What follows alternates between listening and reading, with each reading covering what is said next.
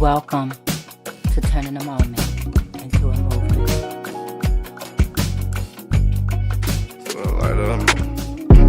This little light of mine, I'm gon' let it shine. I'm gon' let it shine.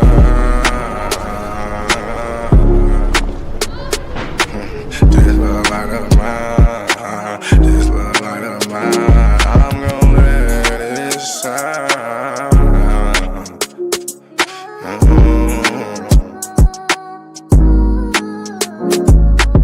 This little light of mine, I'm gon' let it shine.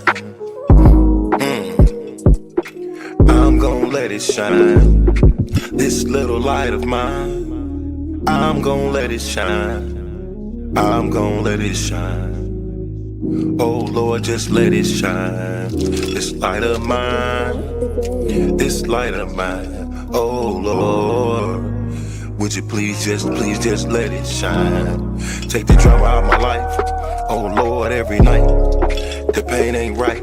I wake up at night, I never sleep. 26, 10, and 7, that's just me. Every day I need a little seed. I need a little fresh air, man, I need to breathe. All I know is trauma, all I know is tickets. All I know is no visit, all I know is a mission to get straight up out of prison. Lord have mercy for me.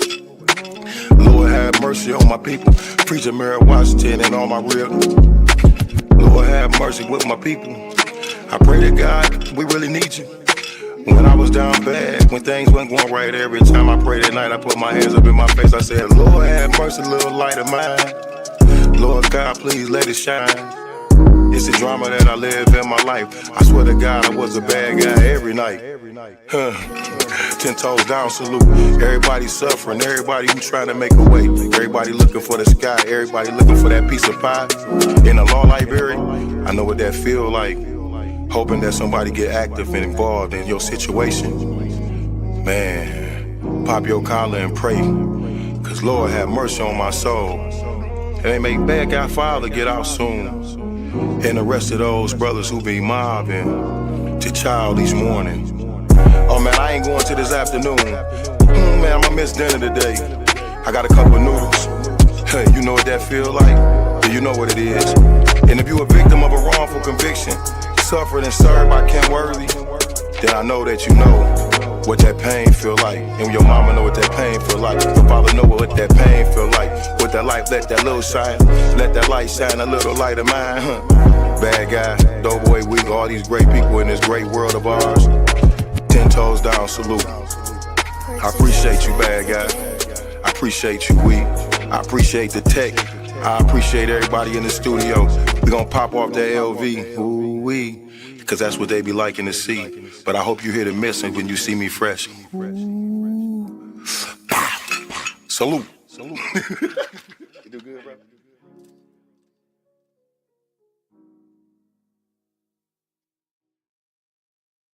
Greetings, everyone. Thank you for joining us tonight on Turning the Moment into a Movement. I am J Love, and I represent the Justice for Gerard movement. We came here about 4 years ago now, and to be a space where people can come and learn about injustice, wrongful convictions, and things that's going on in our community. I created this platform after my son Gerard was wrongly convicted of a crime he didn't do, and he was innocent, and he went to prison for that crime. And so I met so many people on that journey with Gerard. And so now we come here, and 4 years later, almost 200 videos and educating our community about wrongful convictions. Thank you for joining us tonight. Our mission here at Turn a Moment into a Movement is to bring awareness to all that are impacted from being wrongly convicted, over sentenced, mentally ill, and medically frail in our community, to inspire, organize, and educate all communities about the needs to disrupt systems, policies, and patterns of the criminal legal systems that leads to wrongful convictions. So thank you for joining us. I want to say why I still got you here. I want to just add thank you for all of those who have subscribed to our YouTube page. We ask you to subscribe. Also, those who are watching us on Facebook. I don't know how long we're going to be on Facebook, but thank you for watching us. And also, you can listen to us every week on Apple Podcasts, iHeart, and all the podcast platforms that's out now. You can listen to us. So thank you for joining us. So I'm going to bring you on Leslie. Hey. Hello. Hi, Jay. So you have proven recently why we call you the love gangster. So I just want to appreciate all the things you've been doing and how you go in hard in the paint for Crystal and others at the Women's Huron Valley Prison and the guests you have on the show. So I have a lot of respect for you. I'm glad to be here. I come represent, I come representing my people, my ancestors that were silenced and killed, and killed, and killed, and killed, and killed, and killed. Leslie is stuck. And so we're going to take Leslie off for a second. Something's going on with her right now, but she'll be right back. So we're going to move on. I see Lamar's in the studio, so we're going to bring Lamarr on. Hey, Lamarr. Hey, how you doing? I'm good. How are you? I ain't seen you in a minute. Yeah, been a little bit too busy trying to get some stuff off my plate. Yeah. So introduce yourself to everyone. My name is Lamarr Munson. I represent an organization called Freedom Ain't Free that helps to get wrongfully convicted individuals out of prison. Right. And so I want to tell everybody about Freedom Ain't Free. This is your website. Yeah. And people can go there and find out more about you. What are all that you guys do at Freedom Ain't Free? Well, the core of our business is to help get innocent individuals out of prison. And how we do that is by basically setting up a system for them to be able to access for free up front. Up front, they can get a lawyer. They might need expert witnesses like uh, a lie detector or somebody like that. We can get access to those types of things, as well as private detectives and those others who have came aboard to assist us in assisting them. So we kind of just set up to kind of do that, and also kind of push the agenda as it relates to shedding light on accountability of the police department and others that are responsible for us being those wrongful conviction circumstances. Right. You were exonerated in 2017, right? Yes, yes. So I know about you before I knew about you, because I was talking to a mother who just recently passed away. Her name was Deidre Grayhouse, and her son Robert Grayhouse, who is wrongly convicted, and she did a hard job fighting for his wrongful conviction, and she just recently passed away. But I learned about you because I was doing some searching about the Reed technique. And when I put up the Reed technique, you came up. And so we talked about it. And then eventually I met you and I was like, oh my God. I know we talked about your case and everything. So I know a lot of people don't know about the Reed technique, but you can go back and you can Google it, or you can go back through our catalog of videos, and there is a video about the Reed technique. I think we did maybe 2-part series about it. Yeah. But that's something are they still using the Reed technique now? Oh, definitely. That's their bread and butter. Most people recognize it by illustration of a good cop, bad cop scenario where you find yourself, you're innocent, you're in a circumstance, and you think that the police department is looking for the right person and are using their resources to investigate the case properly. That's most people's, I believe, expectation when they're going into a situation like that. However, the Reed technique is used in a way that manipulates those circumstances to turn possibly a witness into a suspect. And doing so kind of utilized like with my circumstances, I was given my rights, right to remain silent, the right to attorney and all of that, but wasn't given the opportunity to access those rights to get my attorney or to call on the telephone.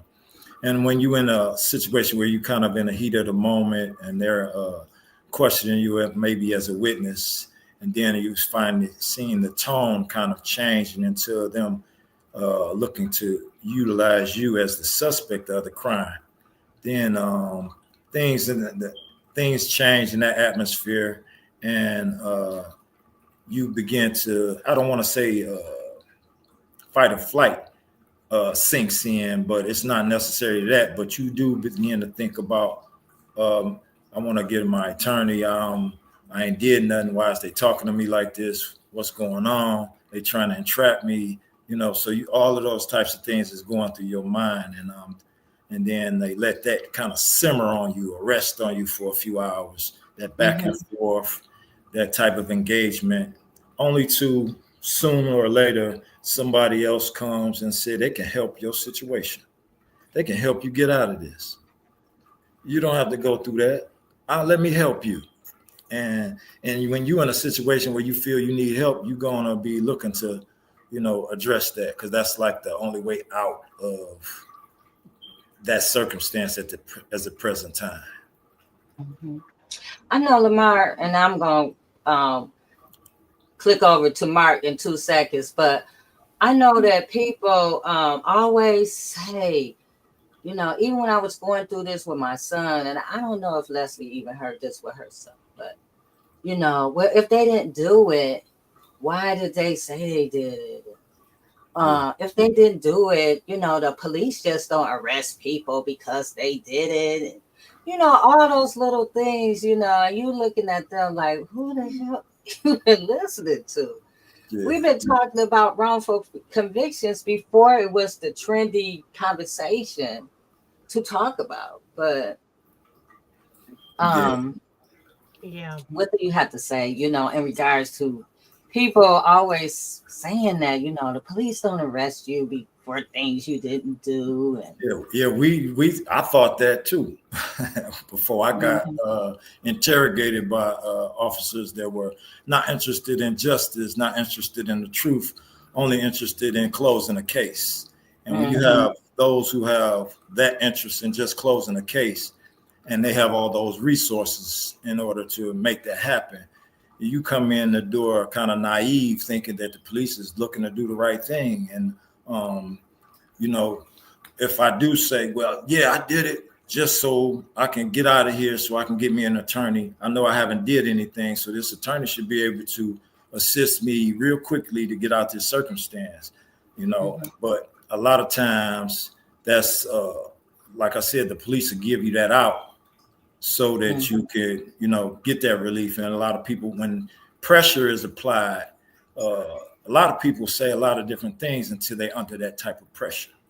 Exactly. And that type of isolation and the gravity of a circumstance, like somebody getting murdered, you know what I'm saying? So them different elements, if you haven't encountered having all three of those things on your shoulders, you probably wouldn't understand.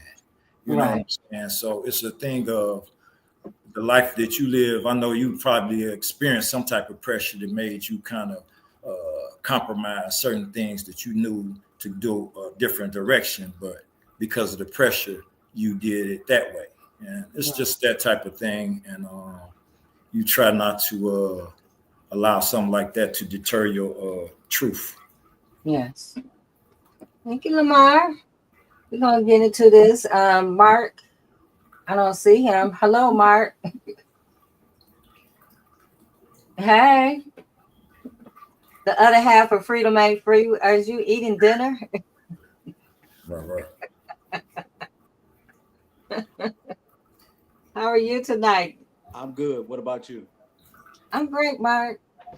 Hey, one thing Lamarr forgot to say in his excerpt is that, it's a known fact that pressure busts a pipe. So if you got too much pressure on you, you will bust. And the kind of pressure that they put on you in those circumstances, like Lamarr said, being under a murder and everything else. I mean, it's a lot of weight on anybody's shoulders, especially a kid. If you got a kid that's 17, 18, 19, even older people. I mean, that pressure is something else on you when they apply it to you. Right, and then they go to training for this. Well, yeah, you was talking about the Reed technique. The Reed technique is used on a lot of these guys' cases and everything else like that. Reed technique is very, very strategic and well known. In the article that Lamarr and I was in that Steve wrote, Steve mentioned the Reed technique, and the people who was implementing the Reed technique was, I thought Steve said, was trying to sue the Metro Times for mentioning the Reed technique and what the Reed technique is actually about. Yeah. It's serious. And if I might add something to that, this is why this is systematic across the country. It ain't just isolated in Detroit or Chicago or New York. You can go in all 50 states. And because of that type of training, you see these different results all over the country where you have wrongfully convicted people speaking up and coming out of those crypts. If you go to Jay, I think we was telling you go to that exoneration seminar that Lamarr and I go to every year, you'd be amazed on how many innocent people there really is from all 50 states, and even foreigners across the country. They're coming from everywhere, and they are being accused of the same thing that Lamarr and I have been accused of, and the Reed technique was prevalent there too also. Yeah, I know because I listened to this podcast from Europe, and they talk about wrongful convictions, and they talk about it. You're right there as well. I want to bring on Larry Darnell Smith. Greetings, Larry. Hello. Hey now, how's everyone? Pleasure. All is well. How are you? I'm doing absolutely amazing. Pleasure to see each and every one of you great people tonight. Oh, thank Oh, you. it's great seeing you. Rabbiteer jumped in. Hey, Rabbiteer, and Leslie's back. Hey there, I'm so glad to be here tonight. This is a much Yeah. needed conversation. Yes, tonight we're talking about breaking the chain of wrongful convictions. And I know, Mark, you was exonerated in 2021, right? Yeah, 22. 22. Yes. And Larry, what was yours? 2022? February 4th, 2021. Praise to the 21. Creator. Thank you. Thank you. Yes, because you came home the same year Gerard came home. Yeah, I remember talking to you. So tonight, we want to speak about the truth to power and shedding light on systemic failures that continue to cage the innocent and the urgent need for reform. As you guys know, I've been heavily involved in the Crystal Clark movement, Free Crystal Clark.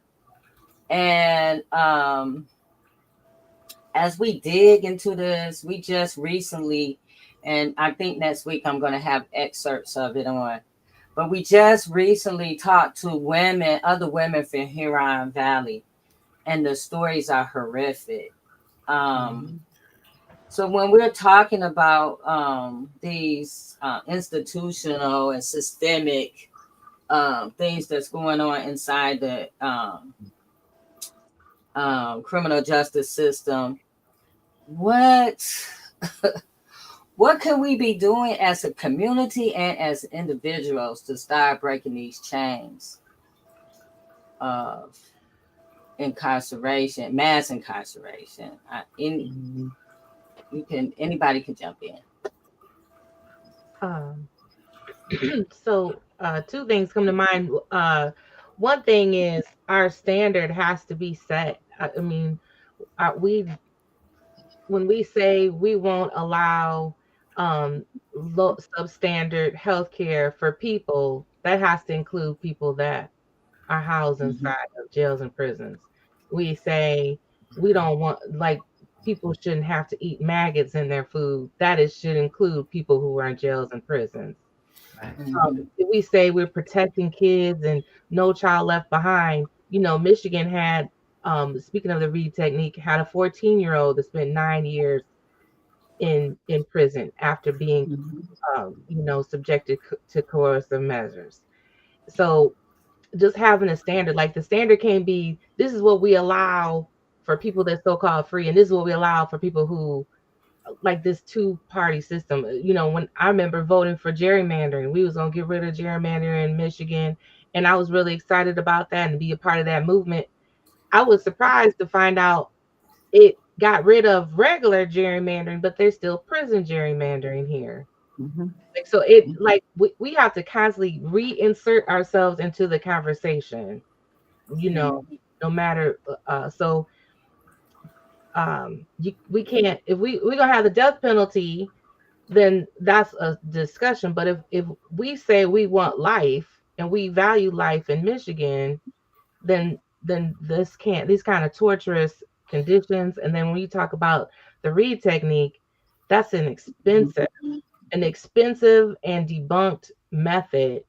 There's cheaper methods that actually have better consequences. And also, it's not the only piece of it. I feel like some of the public defenders do their own version of the Reed technique. They just as bad as, you know what I'm saying?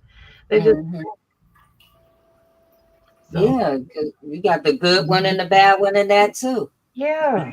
Like, I can help you get 5 years instead of the rest of your life, but what if I'm innocent? I remember it's like 80% of Washtenaw County cases are like pleas. Yeah, that's easier. But that's across the board. I mean, I think that's like in all counties around here. You know, Wayne County specifically, if we talk about Wayne County, there's a lot of plea. I sat in the court and watched, waiting for my son being sentenced, and watched case after case, at the plea, at the plea, at the plea, at the plea. He didn't take a plea. He wanted a trial, but everybody who took a plea got some sort of deal, but still had a record. Yeah. Well, a lot of that is attributed to the financing. You know, the not being able to afford an attorney, and those that they give you an attorney, well, you know, they ain't getting paid too much, so they looking to make something very quick happen for you. If they got to represent you, quickest thing they can do is make a deal for you. Mm-hmm. Yeah. And if you get 3 or 4 of them in a row, you know, then you're starting to make some money. Other than that, if you go to trial, you ain't really making no money on that. Lamarr and I had a guy that came and talked to us at Freedom Ain't Free. The guy was approached, and they asked him to take a plea bargain. And if you take a plea bargain, they let him out of jail. Asked him to take a plea bargain. Asked him to take a plea bargain. Asked him to take a plea bargain. Asked him Okay, something going on. Asked him to take a plea bargain. So they were gonna let him out of jail. The guy decided he was gonna take a plea bargain, and then I guess he said he read Lamar's case and read my case and something like that, and then he decided to fight it. The stipulation behind his plea bargain was, we'll let you out, let you go home, but you can't sue us. So the guy wanted to take it back. When he went to court, the judge told him he has to take a plea bargain instead of him giving it back. So to me, that sounds like, hey, look, we'll give you a plea bargain, but you can't sue us. That sounds like you're guilty when you say something like that. Mm-hmm. So you know the ball is in his court. It's just crazy the way there's total corruption from the top to the bottom. I keep saying that. In order, you say, how can we break the cycle? You know, a lot of times when you go to court, they don't go by law. They go by their own law. They don't go by, you know, the rules and regulations and everything else. They bend them, break them, and everything else to make sure they get their numbers. Me, Larry, and Lamarr were nothing but a number. We was money to the system. That's all we was. They didn't care about our families. They didn't care if we was innocent. They didn't care about what it would do to Larry's mother, my mother, Lamar's mother. We were just numbers. Something just to close the case. Mm-hmm. It's interesting you say that they go by their own law. I love that because I don't love that it's that thing, but that you said that. I'm wrapping my head around a panel next week we're doing about Ida B. Wells, and she did this big speech called Unwritten Law, because she was talking about lynching, and it was interesting. Is lynching, the word lynch comes from a judge. That's an actual person. His last name was Lynch. You know what I'm saying? So he's supposed to be representing the courts and the American judicial system, whatever, but he was known for doing stuff that was unlawful. Right. So like it comes like that same place that has this utopia of fair and justice and due process is also the same center is where we get that deep layers of corruption. It all comes from the same place, is what I'm saying. Mm-hmm. Yeah. Larry Smith, tell us about, Wayne Duff. I had saw you talking about somewhere else, and that's what triggered me to call you. Like, who is you advocating for right now? Who I'm advocating for right now? I'm in my barber shop. You say who I'm advocating for? Let me see. I'm gonna see. It won't show because of the lights. Let's see, bro. Let's see. Can they get the lights on here? Let's see if we can turn it down, son. What does it say right there? It's free the VC brothers. I'm gonna read it for you. Oh, yay! Yeah, he gonna get it right for y'all. Y'all be able to read it in a minute. We work in the building Hey, we working to build a digital divide. He building this stuff from scratch right here. We ordered the pieces, and he building crystals, turning them into you know. Let me see what we got up here. We got Free Wayne Duff, 164498. He currently at the Cold Water Correctional Facility. He can't walk right now. He needs somebody to push him to child. We've been reaching out to the institutions. We ain't got nowhere. Tamara Washington. See, bro, how do you come on over here, man? Let me see. How do you get it? You the tech guy. See, you can't get the word. It's way too bright. It's too bright. Oh, there you There you go. go. Mm-hmm. Interesting. So we got a little Wayne Duff. Got what we got right there. A little free Tamara. Turn it down, son, bro. You can see it from here. You can see yours from here. But for each one of these people, we represent because they're a part of the culture. They missing. They missing from amongst us out here in society where they can actually be a part of productive members. You know, do you look at Crystal? We got Crystal up there too. Um, so we just working at it. He putting a board up so that we can put it outside the actual barbershop and that we can show this stuff outside the window and educate people in the community about different stuff that's taking place. It's coming together a little bit better, bro. But I'm advocating on behalf of Wayne Duff. He like 40 years into the system, and you know, it's evidence to support that he's innocent. But more than anything, he might got maybe 5 misconduct tickets over 40 years. And we at the point where we saying when is enough enough? He a United States veteran. Just based on that, Donald Trump should be hollering at us. Because them the people that they want to get money to still, the military, right? So, you know, those people, they shouldn't just be left behind and forgotten. They should be considered. You know, what Crystal is experiencing is just, it's what it is she an individual who the mold eat at her such a way that it shows everybody. But all of those people that's in there that's suffering from some similar, y'all just think about it. How would they say we all coming down with cancer and it's crazy, right? The VC brothers, you got Eli Savage. He running literally for like governor.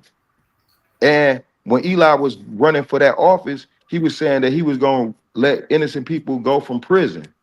Yeah. I mean, I think he maybe let 2 innocent people go. Shout out Darnell, the other brother. But at the end of the day, you want me to put you in a place to run for governor when it's innocent people that you left inside of the institution right now and current while you running for governor, but you guys is nervous. The current well, he sat down to go to try to be the governor. The mayor, what's his name? Mike Dugan. Mike Dugan. Mike Dugan allowed for the destruction of files. So now we gonna make him the governor. And this is a run that's about to come up. So you got Eli Savage responsible for innocent people being in prison. You got the what was the current mayor, but he went to go to be the governor. He responsible for innocent people being in prison. So who am I advocating for? I'm advocating for people who's being stepped on, who being neglected, who are either innocent, medically frail, or over sentence, and we can show it. Like we can show it. You ain't seen nothing from Kim Worthy. She never had the town hall meetings. It don't matter what we say, innocent people still get left behind. When you look at Dana Nessel and you look at the Timberland Kinsu, it's just like when people pass a judgment on their own belief system, right, without the evidence to support it, I ain't think Kinsu knew how to fly a helicopter. He never told me that stuff people brag about. Man, I could fly a helicopter. Right. Right. So it's like who I'm advocating on behalf of the people that's left behind, the family members of those people that's struggling to fight to get them free, and the people that's caught up in that system or people who believe in that system, like y'all great people.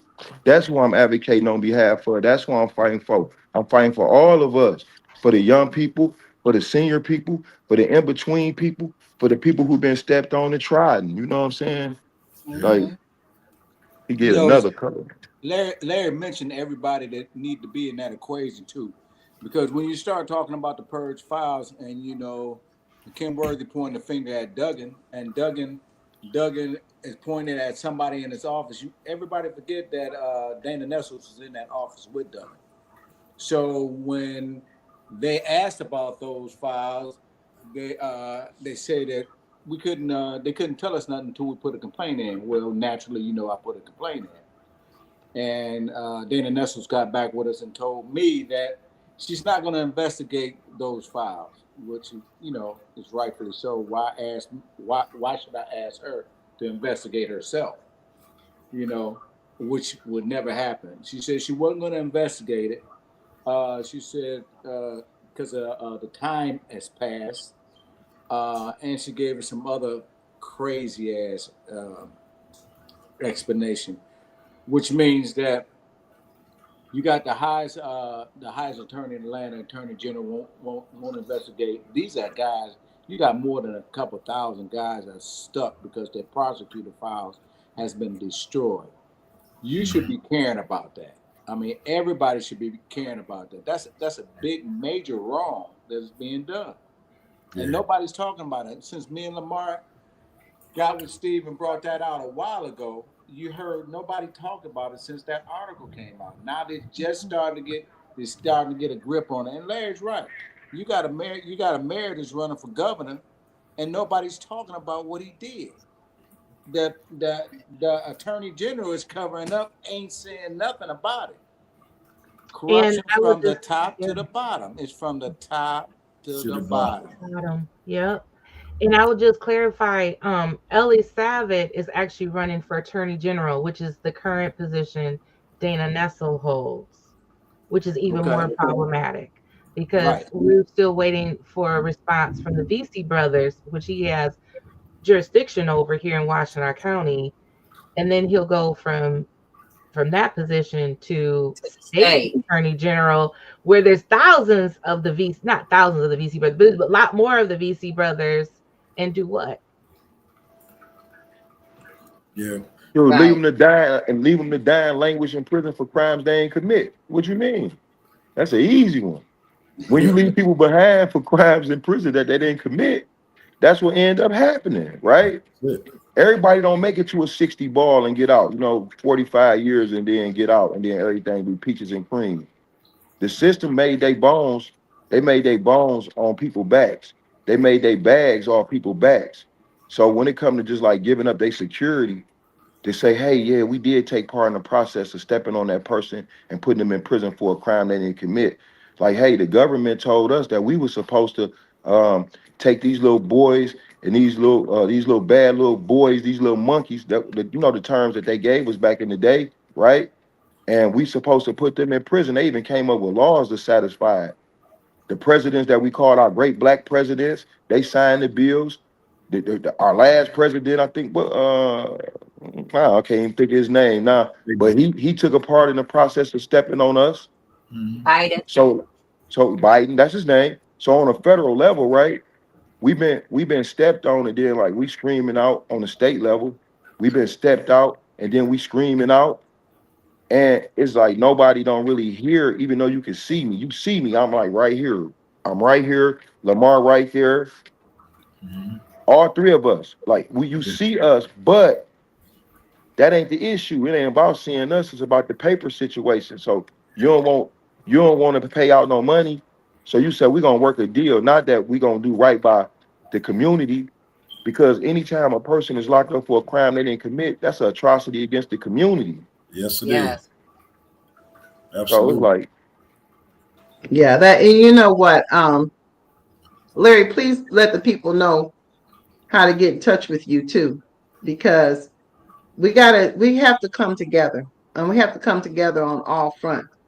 And because we don't know, because many people are clueless, and we have to stop. The original, one of the questions was, how do we turn things around in our community? What can we do right now? And some of this is an intrinsic question, because my question is always, how are you spending your money? Because if I see what is important to you, I see where your money is going, because your money is going to go where your heart is.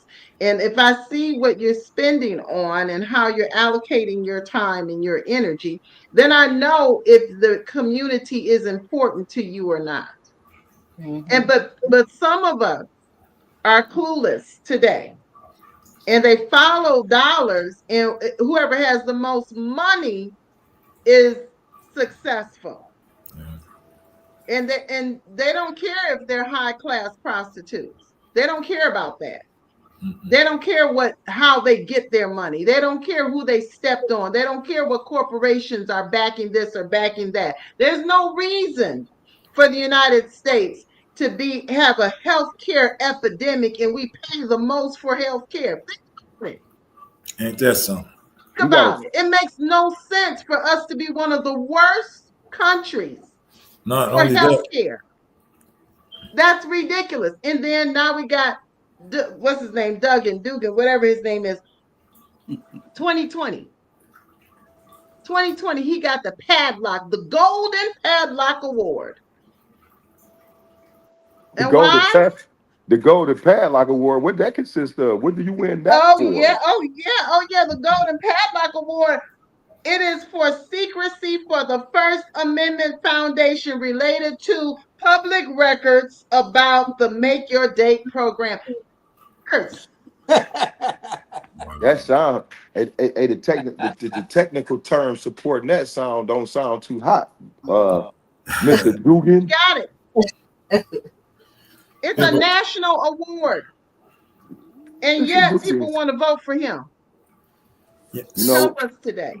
But some of the things we can do right now as it relates to those purge files is we talk to a lot of the individuals that are still incarcerated, which are affected by those files. We had a list of guys that we're going to probably have in the next article that we do soon.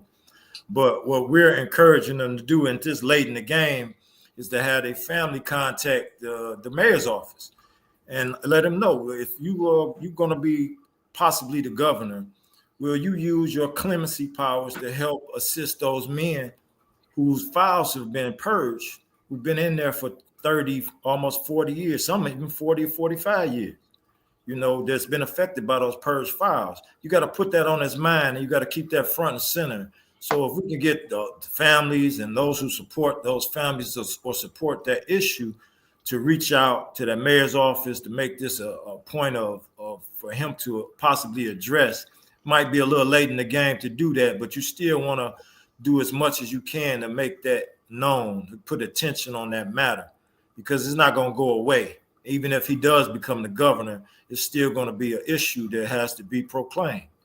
And he wants your vote. Yeah. He wants your vote, and why can't you ask him for something? No. So that's what I was just about to say. It's the asking for something. So most of the time when politicians are deciding their platform, they go in with the loudest, squeakiest wheels. And we do not use the power that we have. We come in at the last minute or after the case. Right now, we're talking about the next biggest thing that we have some control over is the midterms.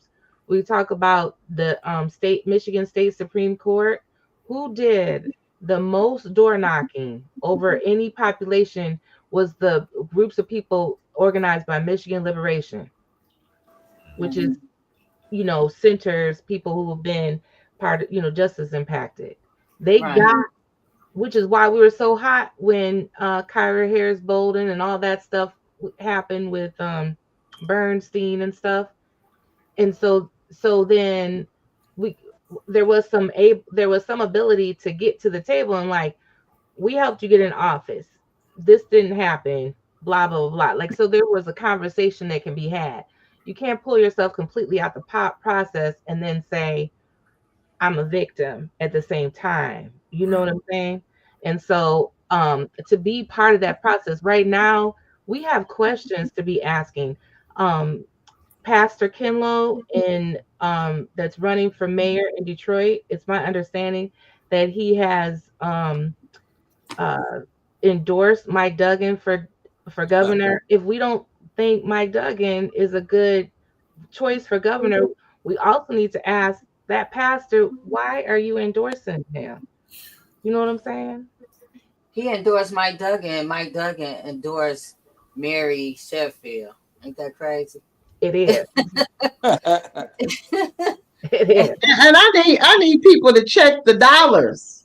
Where the dollars coming from? If the dollars are connected to MAGA and you're supporting them, People, we have to wake up and check where the money is coming from.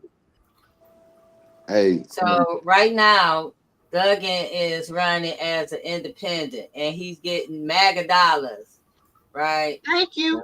Yes. And she, the who running for mayor, you know, they're getting MAGA dollars.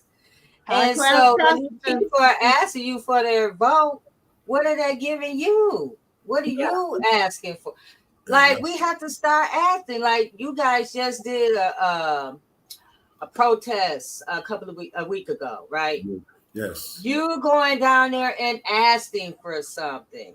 You're putting a prosecutor on notice. Hey, this is what we want. Like, we have to get, in order for change to happen, we cannot wait for somebody else to do it.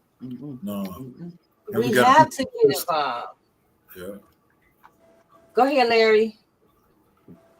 no, we like math like 2 and 2 equal up to 4, right? Mm-hmm. The thing is, we work to make motion, and then people work to fight against it. It be a lot of times the people that's fighting against us is the people they alleging to work with us to make motion. You got a guy, he up there, and we want the public, or we want people to take a part or pay attention to, just say, like, the wrongful conviction stuff, right? A lot of people, they ain't even paying attention to their own life. They didn't even pay attention that they they whatever, or doing whatever, or just spending however. And a lot of people don't even got no income. They say Medicare ain't been paid since like the beginning of the last month. They saying that people not gonna be able to have no food for Thanksgiving if Gretchen Whitmore don't step in on some level. Because the presidency, if they don't figure out the federal situation, that people on the state level not gonna get what they've been getting every month, or what they be looking for. Then they saying that the argument about the health care, all right, we got the argument about the health care, we got the situation with the food, and then they saying that people who've been on getting aid or assistance with their housing for 2 years or better, that they gonna take them off their housing. Now that even become even more interesting, right? Because that's medical, that's food, and that's health. Well, all this stuff that's on the line right now, it's kind of difficult to see people, somebody not somewhere plotting out a crime, right? I mean, I'm just saying, I might be wrong. It probably ain't the right, proper way for people to be thinking. But if, with all the stuff that's going on in the country, right, that's around us, it's like, wow. Is they gonna let somebody out of prison? Well, shoot, you talking about, is they gonna do that? Is they gonna give me a turkey for Thanksgiving? Well, if they gonna do that, am I about to get a voucher so I can be able to stay under the roof of this place for another 30 days? You feel me? Like, it's so much measure taking place. It's such heavy measures that's taking place in the country. It's like, yeah, I know that Wayne up inside the institutions, and every time I call looking for assistance with his health services, I'm running to automated systems. This is something that I know is happening because I'm working and I'm trying. And he been in prison 40 years. He worked at Marathon Oil Company, which is a $1 billion industry, who said they would take him back all them years ago, right? You dealing with all the dollars that's being expended on people that's being in prison, and the government saying that, no, we don't want to assist people out there that's in need of some assistance. It's kind of difficult to believe in the system. Right. For me, anyway. That's right. That they got our best interests at heart. So when we saying like, hey, what is it we can do? I see how people can be disheartened when they like, shoot, man, you trying to get me to go do that? I need a couple dollars, man, so I can pay this bill, because they just turned my water off because I was $131 short on a $500 water bill, and I was on a program. Yeah, that's real. It is real. That's real talk. That's real talk, and that's the thing. And we got to do a better job. Understand That's real talk, and people need to recognize that. Go ahead, Lamarr. Yeah, we got to do a better job too at financial literacy. One of the things that they're looking at is you got a lot of people on these programs that's third generation, and shouldn't be. You shouldn't have 3 generations getting Section 8 or 3 generations on food stamps, and they teaching that to the next generation. So it's also a responsibility of our community to elevate ourselves in areas that we need to be elevated in, and definitely in financial literacy. Because we've been plagued by it for far too long, and we can't depend on the government. We ain't never been able to, but it seems like we just fall into that all the time, thinking that that's cool to do. But when they pull the carpet from under our feet, then we have a problem with it. That's because we should never been dependent on it in the first place. And see, sometimes we got to really take a hard look at ourselves and say, yeah, I got to make some changes too. They making changes. We can't always be looking for them to do for us. You know what I'm saying? As a people, we got to be elevating our communities, coming back to our communities, teaching those that don't know, and bringing back those resources so we can elevate, our community up. So a lot of people, this AI is about to take a lot of jobs. That ain't even the government. That's just business. A lot of jobs, yeah. And a lot of water. A lot of people gonna be out of jobs because of AI. But if you don't start developing some type of other skill set in order to take care of you and your family, you can't sit there and just wait on the government to take care of you. And that's just the truth of the matter. So when we had these communities that were thriving communities, right? Yeah. We had communities, and what happened to those communities? It wasn't that people wasn't doing anything. It was people came in and bombed the communities, or burnt down the communities, or tore up the community, took it from us. So when we are, how do you get that back then? So as so-called, I don't want to use the word reparations, but I guess in order to fix things, they offered this and they offered that. And so people took advantage of these systems or all these things that came about after people tore up the communities. Yes, I do agree that we're going to have to get back. We're going to have to get back to those communities and those things that work for us. Yeah. However, we have to be real about the history of what's going on as well. These systems tore down these communities. Yeah. These systems, Leslie talks about her uncle, grandfather all the time, and those communities were disrupted and destroyed. Go ahead, Reverend Tia. Yeah, it's important to know, and I think that's got to be key. Is a lot of people run around here, they don't know their history, they don't know the history, they don't go beyond slavery, they don't see the government that was in place before people came over to a population of people who they called savage, who had their own government. Mm-hmm.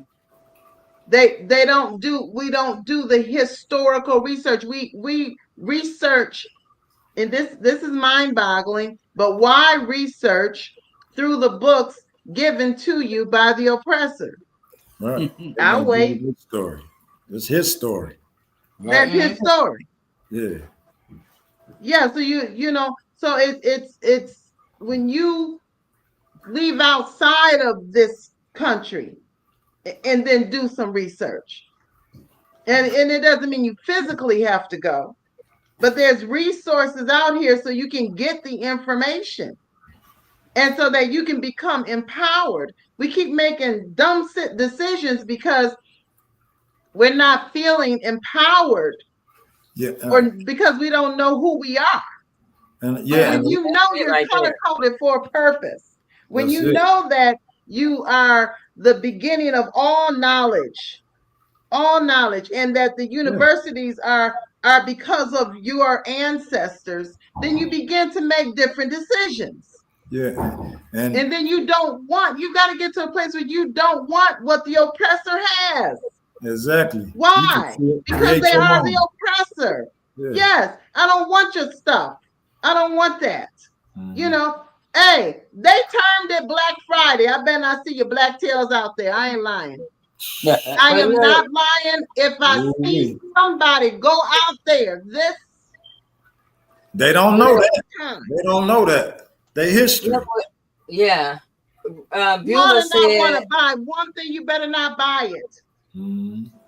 Beulah talked about the rock. If you upset, explain it to your family, because I've told mine you better not. See, Beulah said the Rockefellers, the Fords, the Kennedys on public assistance on 10 generations. So here we go. And thank Beulah. Thank you. They get public assistance, but it's something on another level, right? Yeah. There are companies, these billionaires who just got tax breaks for life. For life, Trump makes sure that they're going to have these tax breaks for life. They got all the hookups, but also when it comes to our communities, then there's something different, you know. It's a lot of different dynamics, and even on just for instance, there used to be a lot of Black operated businesses in our communities, but what we did, we allowed them to bring foreign merchants in our communities under different programs that we supposed to have under those programs, because we fought for those programs and suffered for those programs, but they gave them to foreigners similarly in the same way that they were doing with some of our resources with the illegal immigrants, giving away our resources. Again, that should have been ours to benefit from, because we are citizens and here and advocated for those things. But again, we allowed them to bring these folks in our communities and put our Black businesses out of business and still spend money with them, even though they disrespect you to your face. That type of thing can't be acceptable, period. I agree. Go ahead, Mark. No, I totally agree too. I mean, but we don't support each other like we should support each other. Yeah. And that's one of the things that we got to get better in. I like to see I support Black businesses, because if we don't, who are going to support them? But some Black businesses is not about doing the right thing. But we got to support our own. Yeah. Beulah said Black folks didn't allow nothing. We are victims, regardless of skill sets. Right. So I just wanted to piggyback. Lamarr has said something about financial literacy. That's one piece, and it is big. Like 1 out of 3 Black folks who win the lottery are bankruptcy status within 3 years. That's horrible. So when we talk about reparations, that's got to come with it, or we're gonna have a whole bunch of people with $1 million check going to poof and back on food stamps 3 years later. Yeah. You know what I'm saying? Poverty is a mindset. It's not about how much money you have.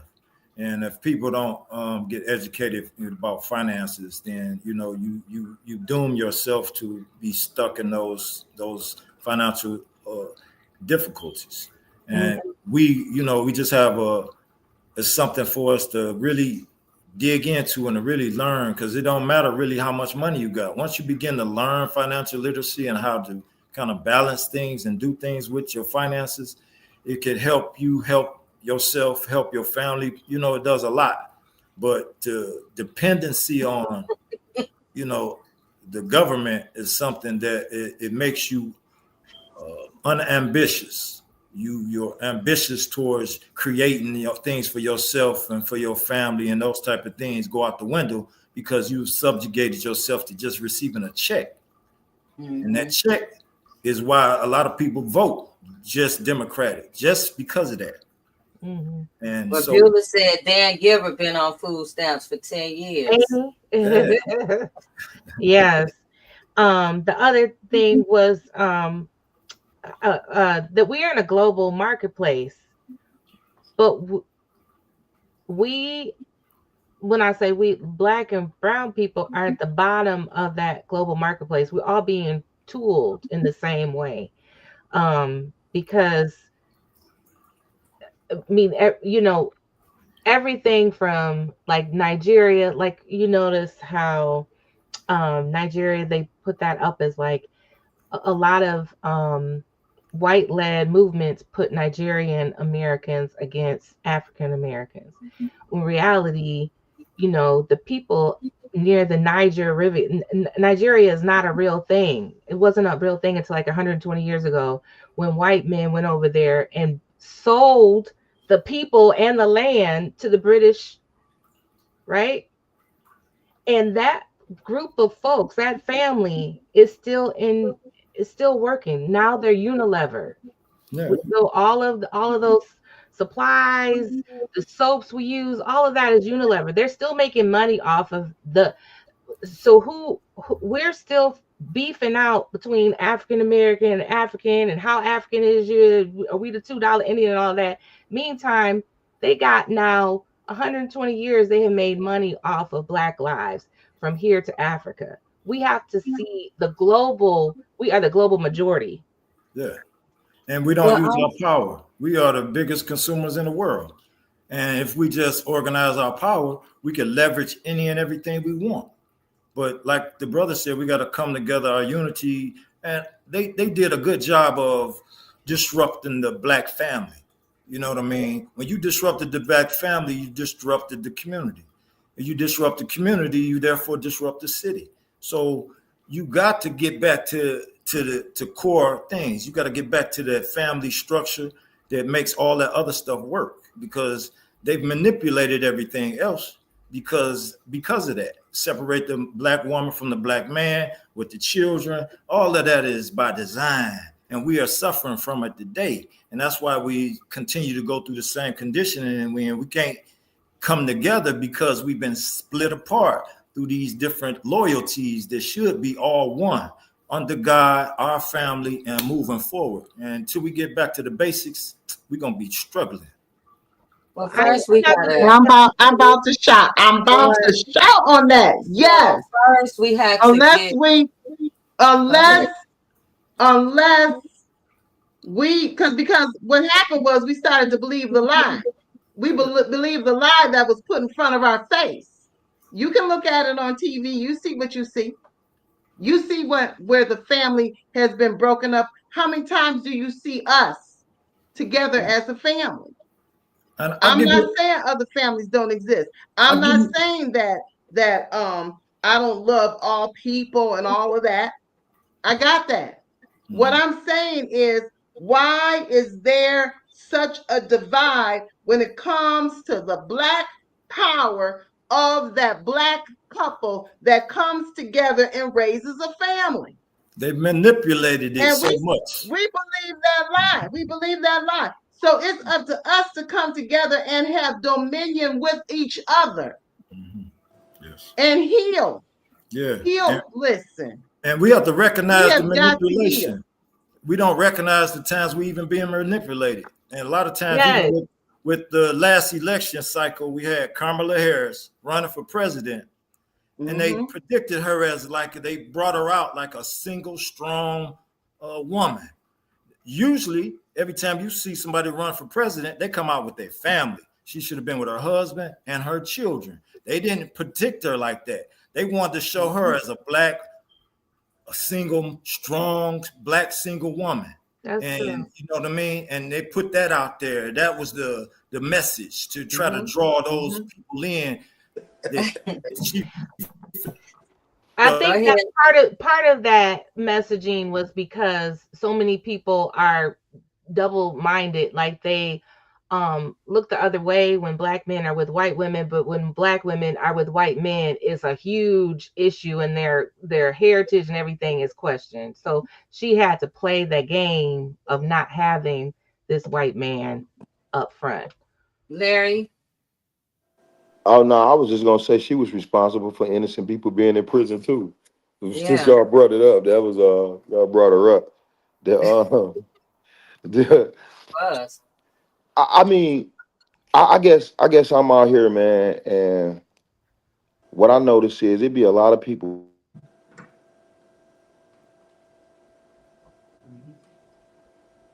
You Okay, muted, thank you. Larry. you I don't know. My mom was calling in. I feel real bad. Hey, cuz call mama for me, man. She just tried to call me. That people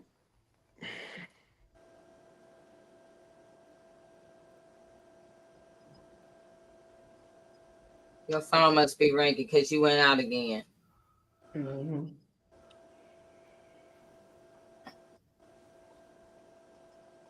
Yeah. Yeah, he went Well, out. well, I'm it's sorry, coming. guys. My mom, she was gonna keep calling y'all. I'm sorry. I want to say this.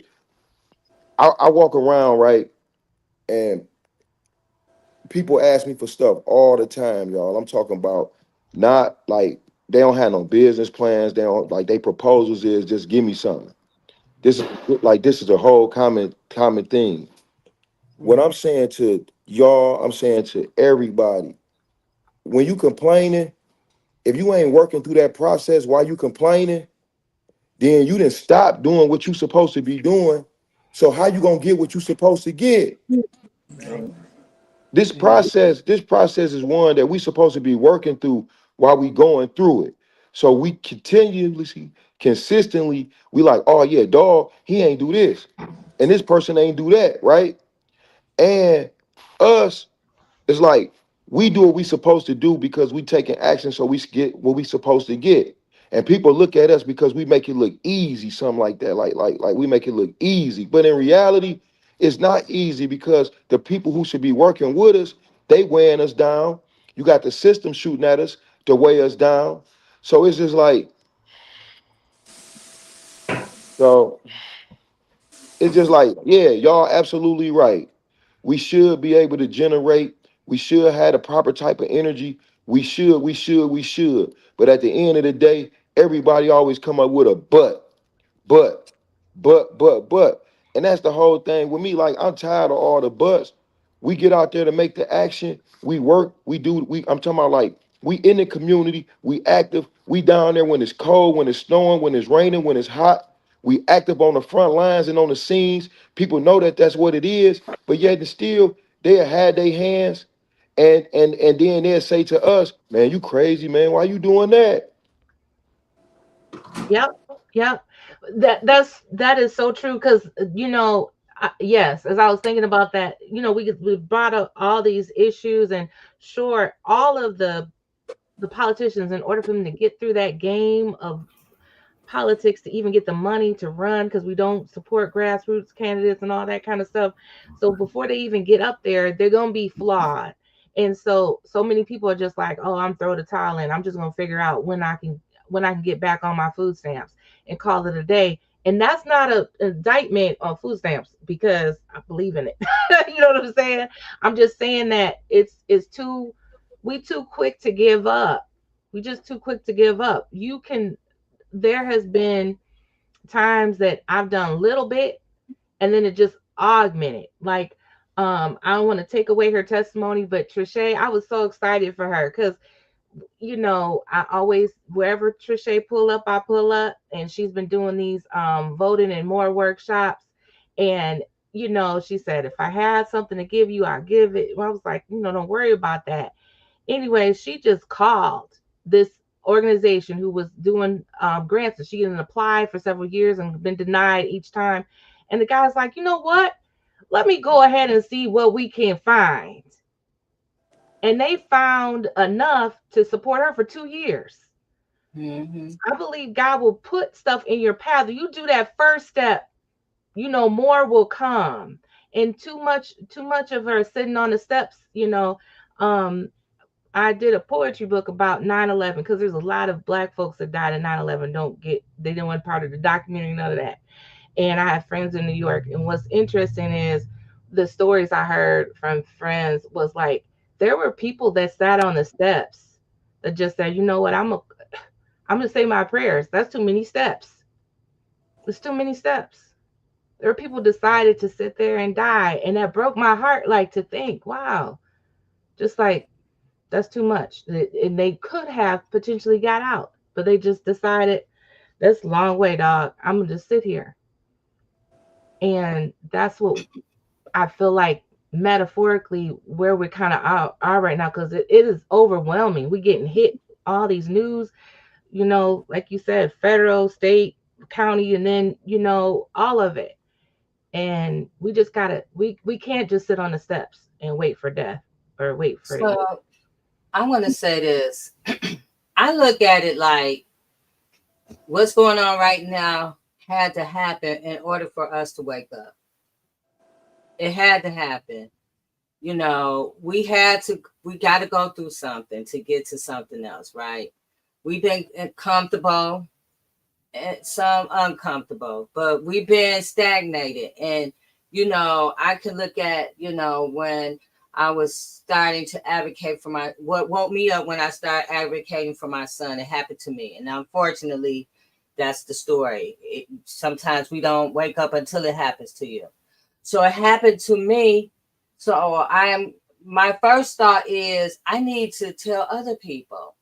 I need to educate other people in my community, the people I'm surrounded by how easy this could happen to one of your kids because it happened to mine, right? And people like, oh, well, I saw you, or well, oh, well, everything but activate. It didn't, unless it happens to you. So now these things are happening to more and more people.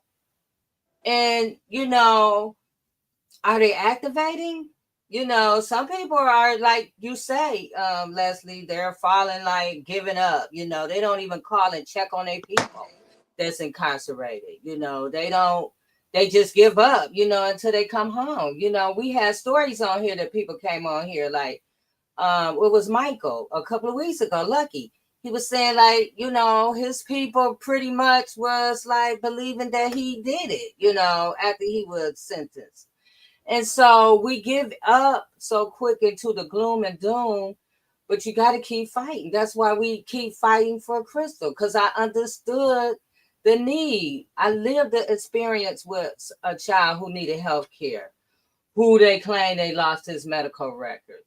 But not even for incarcerated people, even for ourselves, we can't give up. We look at everything, but there is opportunities if you look beyond what's going on and really understand the history. I seen Amit was talking about that, but understanding who you are and the power that you have. If I didn't think I didn't have any power, I couldn't be out here doing this. I couldn't be standing out in the cold with Mark and Lamarr when they be out, or even when we be out, if I didn't believe that I have power to change something. We do have it. We just have to activate ourselves, to push ourselves, and not sit back in so much judgment that others, that we ourselves are numb to what's going on, because I see it happening to you and I'm judging you and I'm numb now. I'm not even doing nothing, but I'm just got so much to say about somebody else. Like, we have to figure out how to activate ourselves ourselves until we become more a community. And with this stuff like that, there's answers for it. We just have to, get into the flow of it.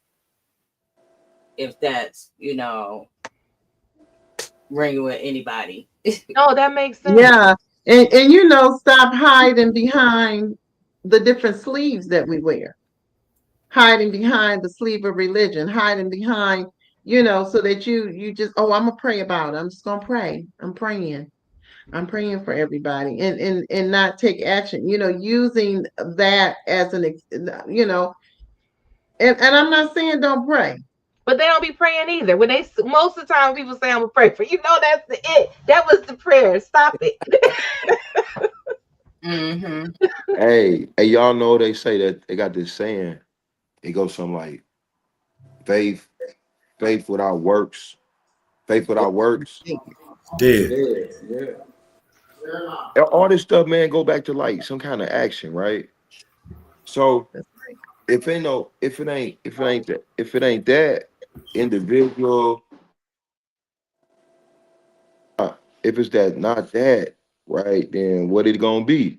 And then what is it that people want us to do? Because like what I notice is a lot of people want me to do what they not willing to do. They want me to put energy in to where they not willing to put energy in. Nah, to me, that don't seem like a very good idea for me. Because if you believe in something and you not putting your energy into it,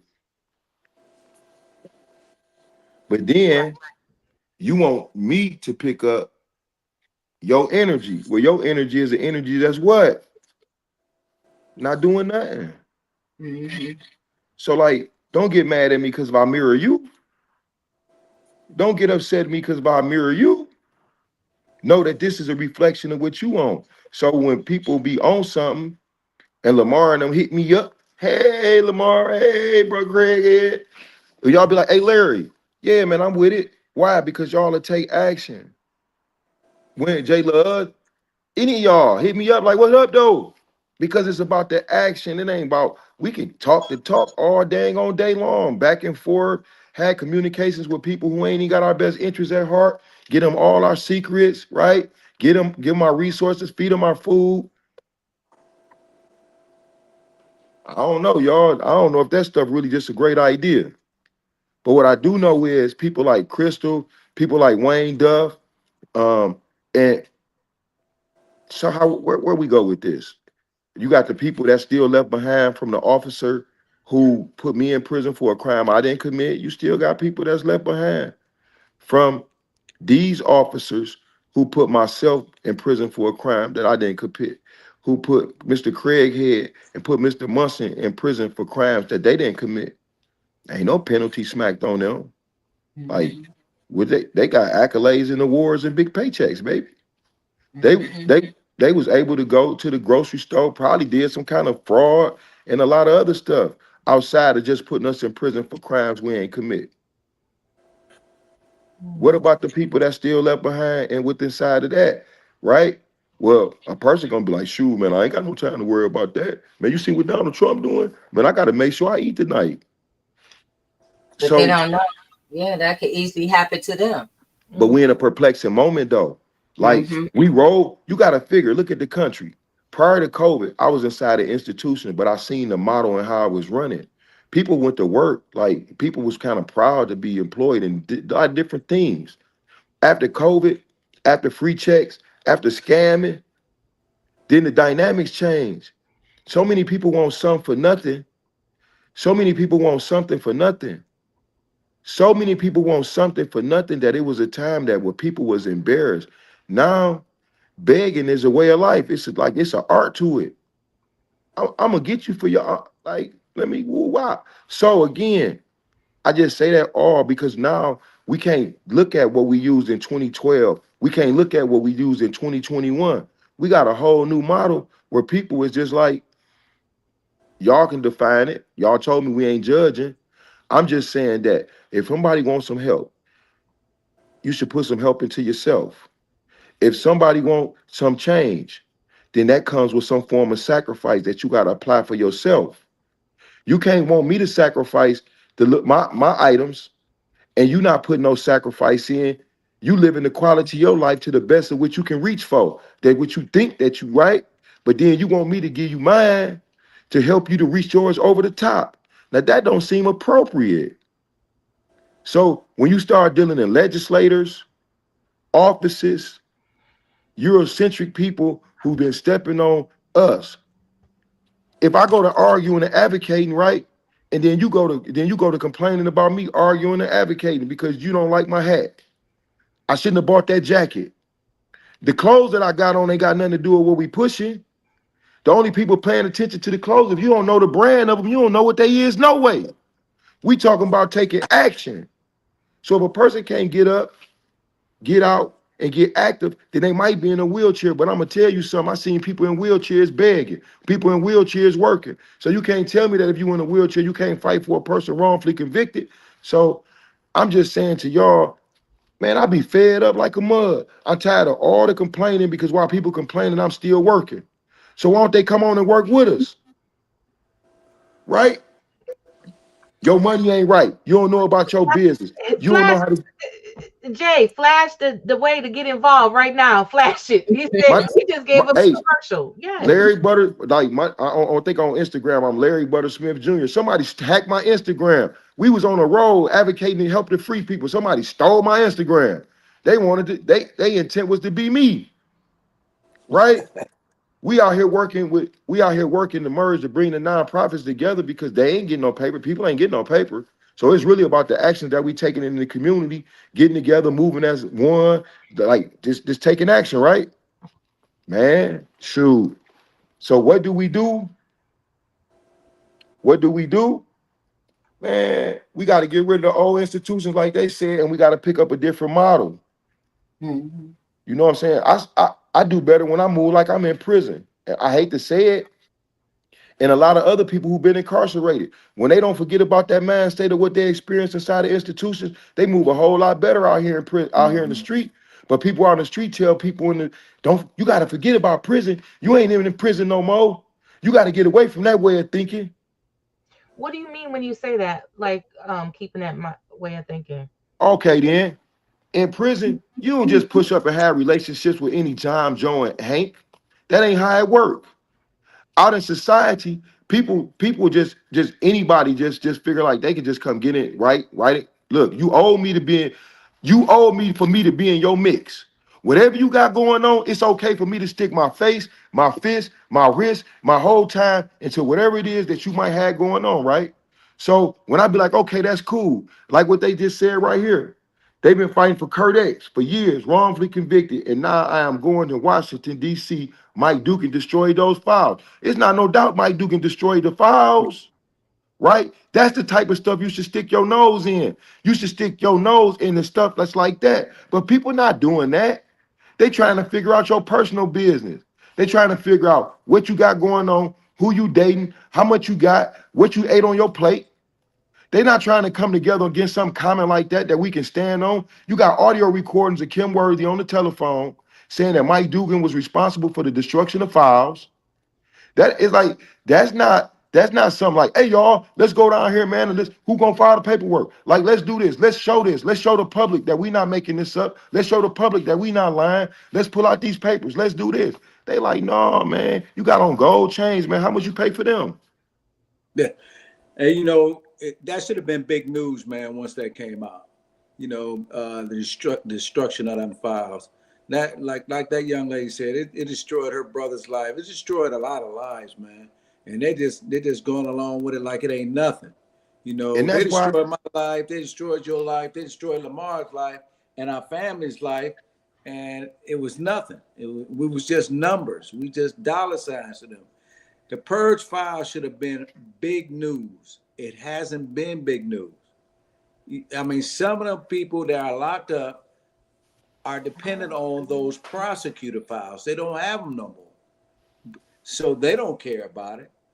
A lot of this, you would think, Mark, you would think like you talk the files, the mold, the falling off the seventh story of the prison, and what even Michael DeGriffey, who was on here last week, he was wrongly convicted for 26 years, and this police officer was who was convicted of extorting money from families of people he arrested.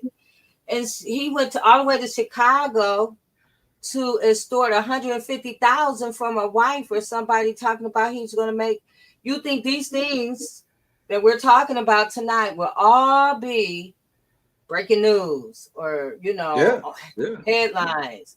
That's exactly what I'm But saying. we're so distracted by so many other things that when you're telling people what's going on in plain sight, when you're telling people mold is growing out of somebody's ear, the first thing, mold can't grow out of your ear. Mold could grow all through your body. When we're talking about, somebody being wrongly convicted, you get so much slack about these things, even about when we're talking about even today, about people losing benefits and communities falling apart. These things are really important, but we're so distracted by the next goofy thing that we have to first stay focused. We have to Right. figure out how we can have one thing in common. Despite everything that we got going on, the one thing we all have in common is that we're Black, right? So we can start with that. We're all Black. Guess what's next that we have in common? We have to build on the common things so we can stay focused on the main thing. We got so many, like Larry is talking about, somebody so worried about what he got on and worried about this. But what is Larry out here doing that's going to help your community beyond what he's wearing, beyond what he's looking like? What Lamarr, what Mark, you got this whole organization. And I've been telling people, like, call him. They have everything that you need. They got a private investigator. They got, they got everything to help you get that, motion together or whatever. But people are so distracted by the next thing, they can't even figure out how to fight for themselves. Yeah, they're not I seeing. can't fight for myself. How you gonna fight for me? Yeah, they're not seeing what Larry, Lamarr, and I are saying. We're in this to fight. I mean, to break the chains of wrongful convictions, you got to listen and educate the people who don't know, and that's what we're trying to do. We're trying to educate you so you don't go back to where we just came from, or go to where we just came from. We need to go to these schools and talk to some of these young kids who don't know no better, and tell them what their rights are. When you get to that situation, you got the right to remain silent, and that's what you do. You don't say nothing. 72 hours, your ass going home, because they can't keep you past that. But if they don't know, like the pressure that Lamarr was saying that he got, that I got, that Larry probably got, and they don't know their rights, they're doomed. They are doomed, because pressure busts the pipe.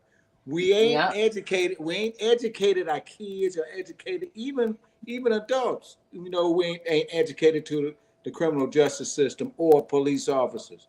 And I came from the PAL League. I thought all police officers were good guys. Boy. We all grew up there. We watched them at the school. We watched them, what they was called, the Blue Pigs, or whatever that band was that they had, and all this other crazy stuff, right? So we all bought into it, right? And then now, fast forward to now, and I got the video that I wanted to show. But, we got people just being beaten and bludgeoned. We got Sandra Bland. We got all these, we could go down the list of people that, how can you say you better exercise your right to remain silent? Like, that was probably one of the first things that we talked about when we came on here. Like, hey, your best rights, everybody should understand you have the right to remain silent, because when you become the subject of an investigation, is nothing going to stop them. Your comments, what you got going on, is not going to stop it. So close your mouth. Find your attorney, ask for one. Like, these are the things that everybody should know. But people are still trying to think. I'm going to say, even myself, I had to learn that I had the right to remain silent in situations. So, understand, one of the things that will break the chains is understanding your rights. Yeah, definitely. Understanding That's your right. rights is the first one of the main things that you need to happen to breaking the chains, is just understanding what that is. Yeah, That you do have rights. yeah. And common people don't really understand that they have those rights or what they mean anyway, because you haven't been in the circumstance to have to use them. Yes, you ain't been in contact with the law, so why? I mean, and you know, and you're right too. You know, it can happen to anybody. You know, I was just coming from work. It happened to me. I don't know what Lamarr was doing, but it happened to him, Larry. He just happened. I'm pretty sure we was going on with our lives, and all of a sudden, bam! You know, here's the victim. You know, that's what we were. We were victims. And one of the other things that we must do is we got to break that glass ceiling of accountability when it comes to the police officers that are and judges and that are responsible for these things. Ain't nobody got reprimanded, ain't got so much as a suspension for sending somebody to prison for the rest of their life in some cases, because some people didn't make it out of there, you know, but ain't nobody being held responsible. So the minute that we can get some accountability in the police department, that would deter other officers and prosecutors and judges from, you know, allowing themselves to go that far to basically frame somebody for a crime they didn't commit. Right. And we have to have that layer of accountability, right? And protect those layers. So for instance, I'm on the accountability and transparency team for our sheriff's office here in Washtenaw County. We have a new regime, man, and I believe them to be working in good faith.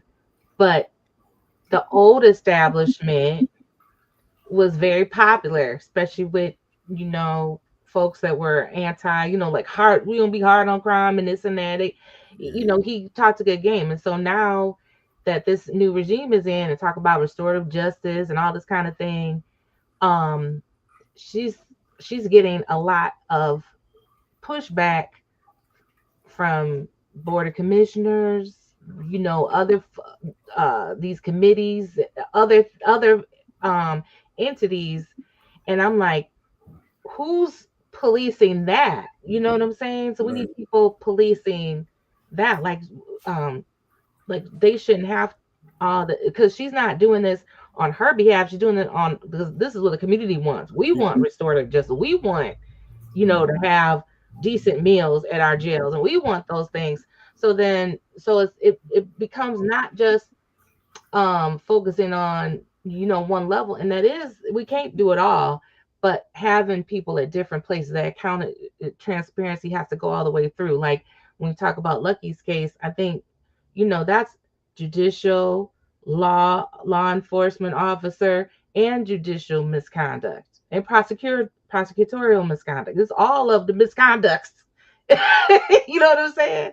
One little group can't deal with it all, but all of us can deal with one at a time. And shout out to Alicia, because as sheriff, she has been accountable. She has taken on that accountability to fulfill what her promises were when she ran. And we do see the changes that are happening in Washtenaw. I mean, and this is where we start. And you're right. It has to do with accountability. And if these people are not going to be accountable, if they're not going to be accountable to anything, they need to know that there's going to be some repercussions.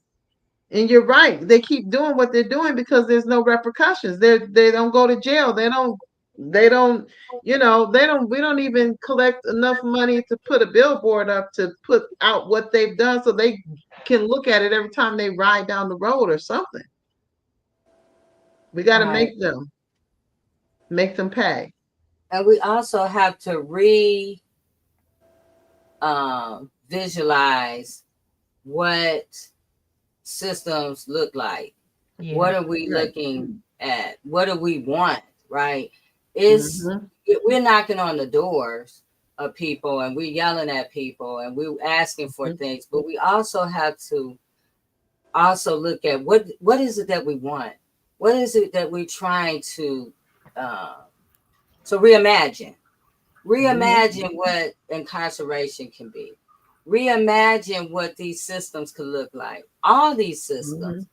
We have to do that as a community and as people. We have to reimagine.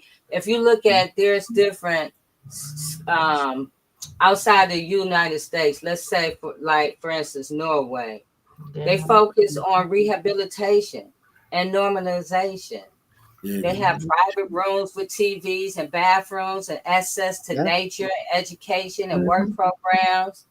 Their philosophy is punishment is the restriction of liberty, nothing more. Right. Guards are trained in social work and psychology. We can do this. Like I was telling Trisha, like we were talking to legislators in this group chat, like anything that pops up, like Crystal, we got a group chat, right? So this particular week, all of a sudden somebody was like, hey, go Tigers. You know what I'm saying? They was just like, not feeling what we were talking about, right? And we're talking about somebody's life on the line. Like we get the phone call. We get the urgent cries for help, right? And so we have to reimagine how we're going to do things while going surpass these legislators. Like I said, hey, maybe we're going to have to do this differently. Maybe we need to start getting stuff on the ballot, educating the community. We actually have to do that.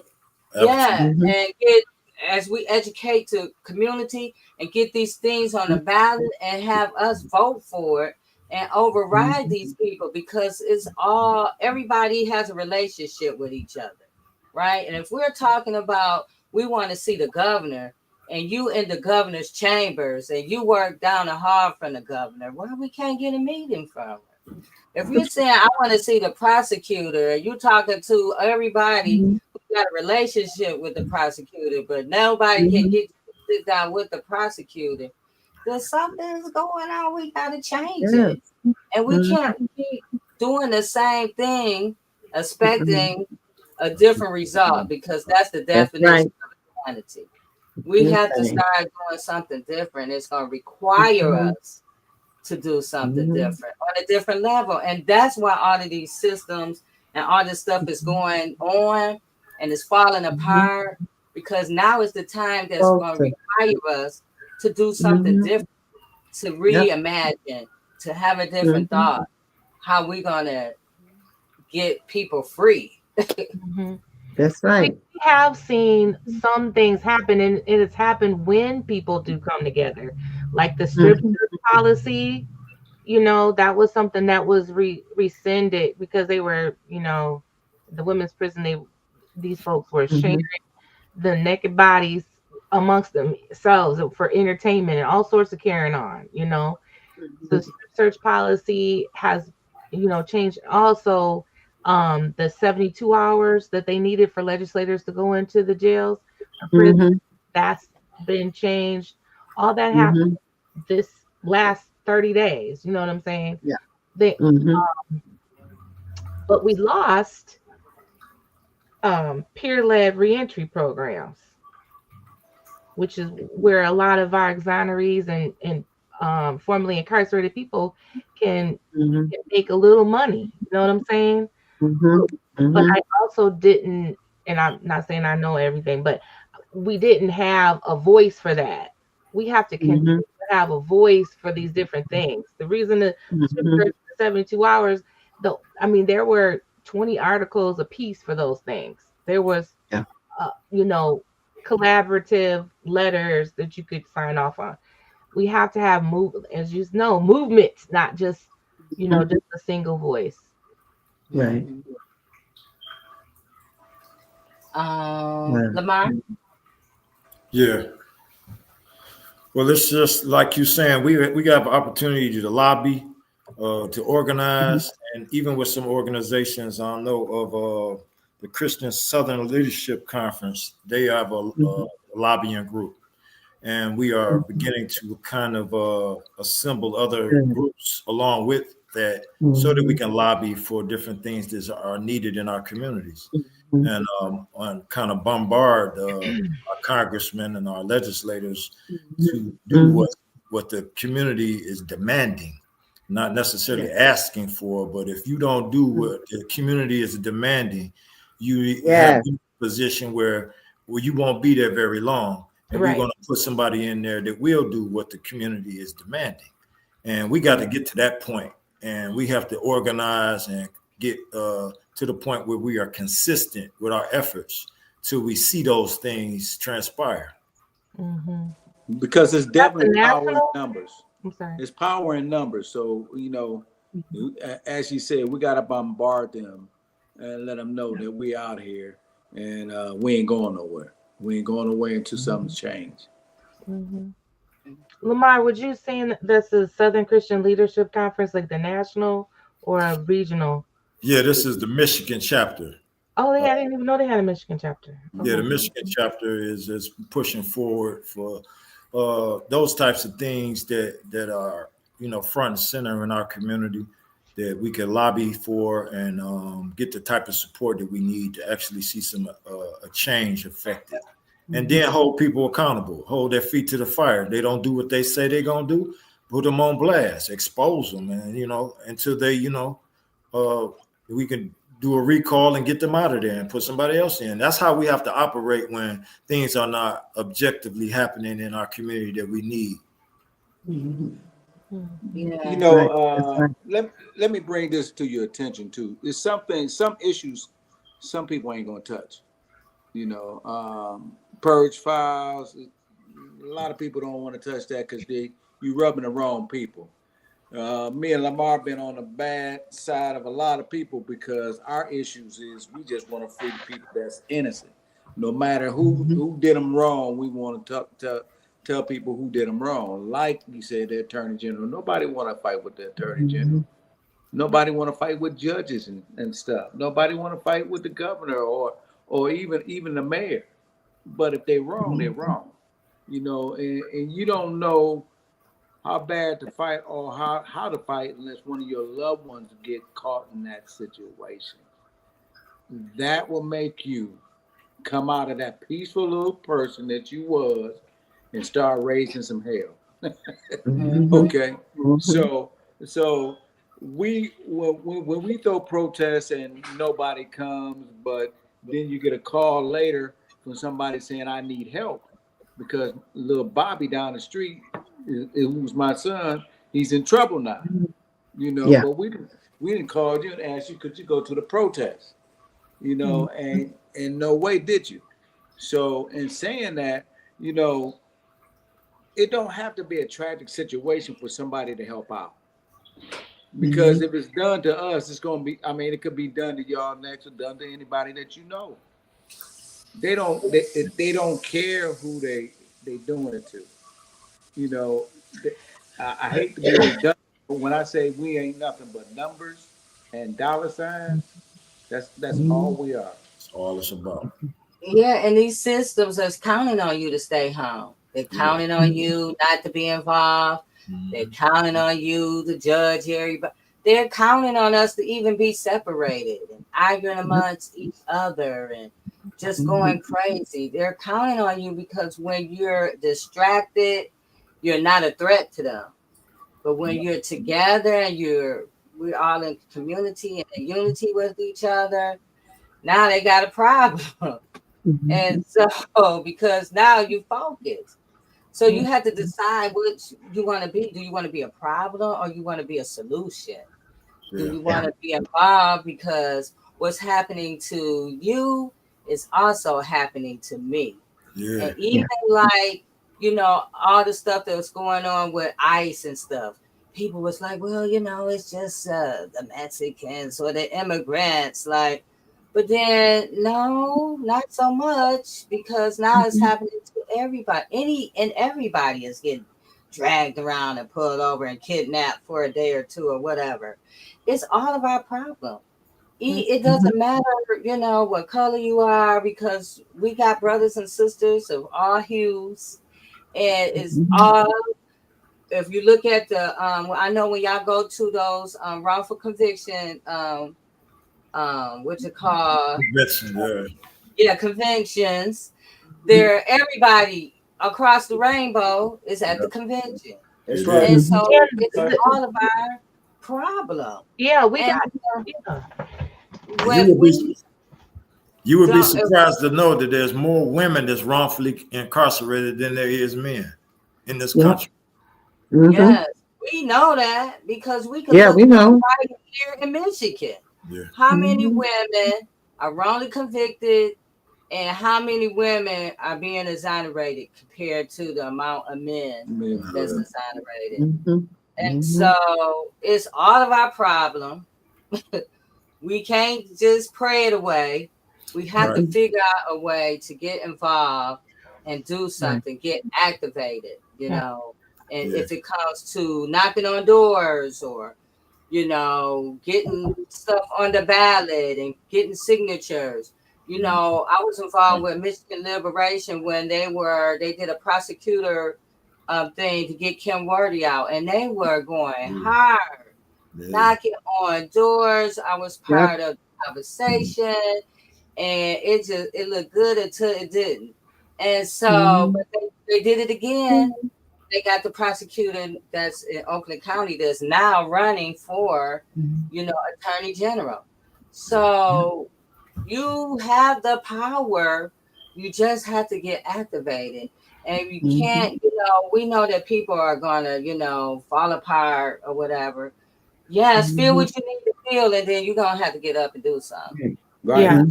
And wait till it comes to your doorstep. Can't wait till it comes to your doorstep.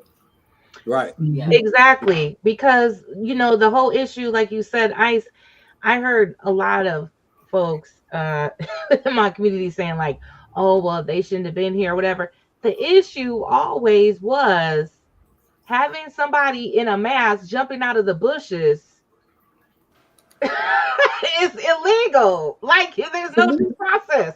And putting you on a plane, taking you to a country that you don't even speak their language. Like, that was crazy as hell. And why nobody saw that was an issue, I said, they're going to put me in Jumanji somewhere. You know?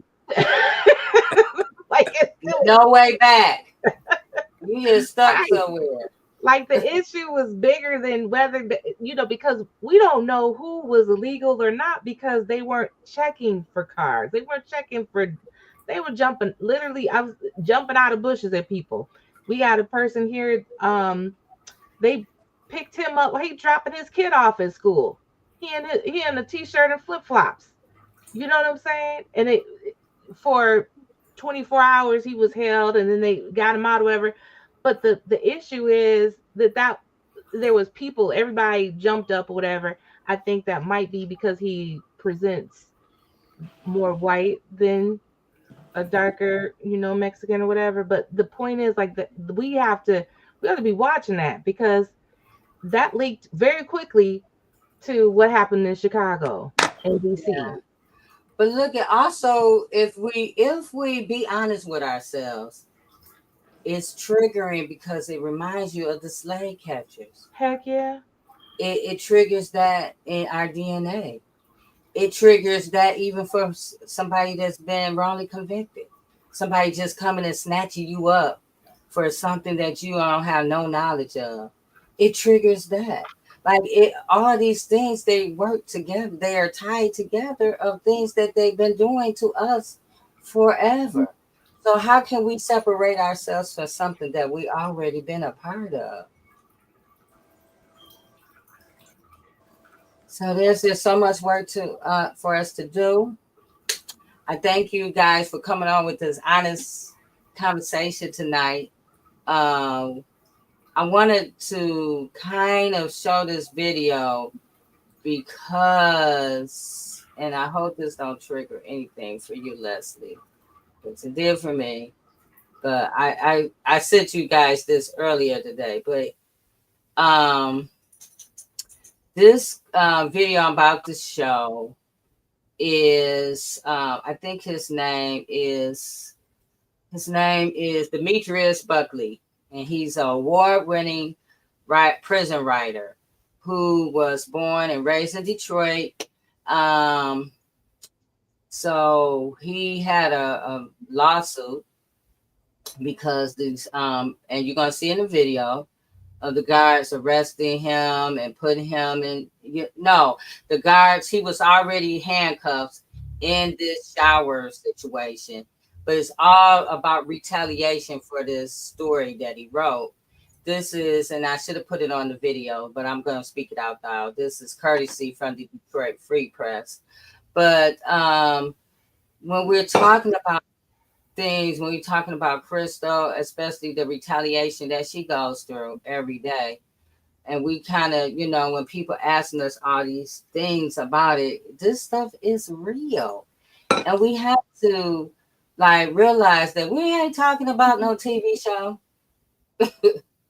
We are talking about what's really happening in real time here in Michigan.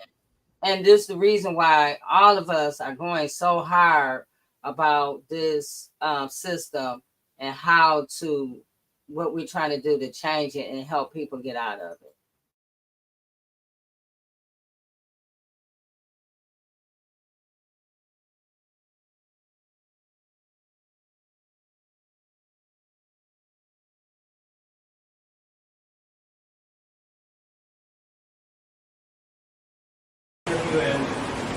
Put you in sec.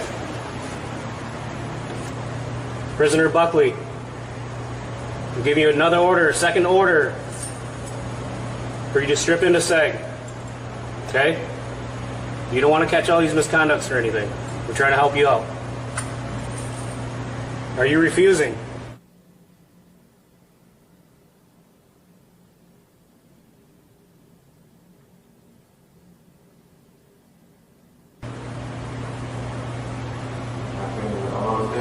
Prisoner Buckley, are you refusing to let staff strip you into segregation? I don't understand. I'm in fear. I don't understand. Is that a yes or a no? The warden's authorized the use of chemical agents, Prisoner Buckley.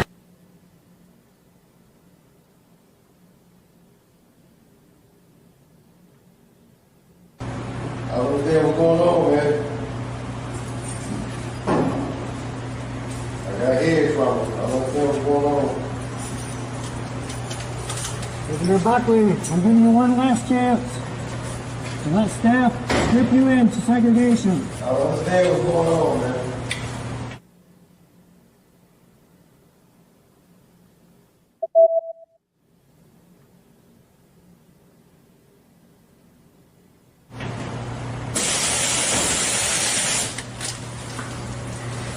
Oh, shit.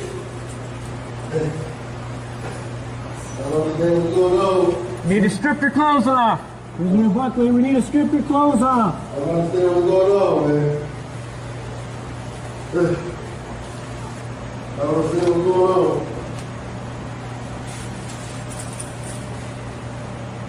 I don't understand what's going on. Prisoner Buckley, if you keep refusing, I'm going to have to deliver another 3 to 5 second burst. Prisoner Buckley.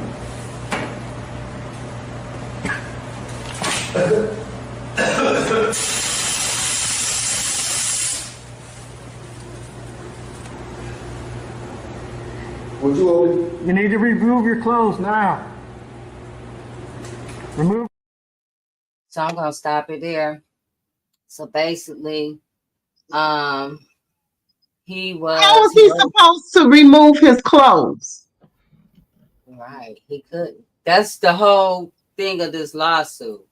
He was handcuffed. He was behind in this cage, and so These people are deranged. it goes on to them continuously to do this. But this whole thing was in regard to retaliation of a story that he wrote. He's an award-winning writer, and he talks about the conditions at this particular prison that's up north in Ionia. He also was, because of the retaliation, he was placed in this cage. He was placed in a cell with a mentally ill person who beat him with a lock on a belt. So all of this to say that these things are happening in full time to people that we throw them away, or we want to forget, or we don't talk to them until they get home. And so that's why it's so important to stay connected to your people. It's so important to be an advocate and a spokesperson for your people. It's so important to keep in contact, because while you don't care, other people don't care. And this is the stuff that they do. And so for those who are listening, what you was hearing was them spraying some kind of chemical on this young man who is incarcerated in the prison, who's in handcuffs, like Reverend T was saying. Like, how do they expect for him to take off his clothes if he's handcuffed? And part of his lawsuit agreement was to have this video song. And because Michigan Department of Corrections rarely give up any video footage, this was a big deal that they won this as part of their settlement, to show what actually happened to him, so that people would know what's going on. So when we talk about what's going on in these facilities, Leslie said that's the same facility my son was at. Yeah. So this is we know that things can change. It's just up for us to help put that change in motion. Yeah. And we care about somebody. We gotta care about our neighbors. First, we gotta care about ourselves so much that we can care about somebody else. That we can be in community with other people. I would say also, when you talk about family, it is just remembering that they're going through so much that, because I think there's this idea of an on and off. Like, there's the person who's innocent and a great person. You hear people, you see, those are the stories you see uplifted. They were just doing their life on their way to work, or delivering something, or and they were wrongfully convicted. Like, one person was walking home from school, and those stories are real and they're true. But also, sometimes the person is a whole jerk. Okay, they may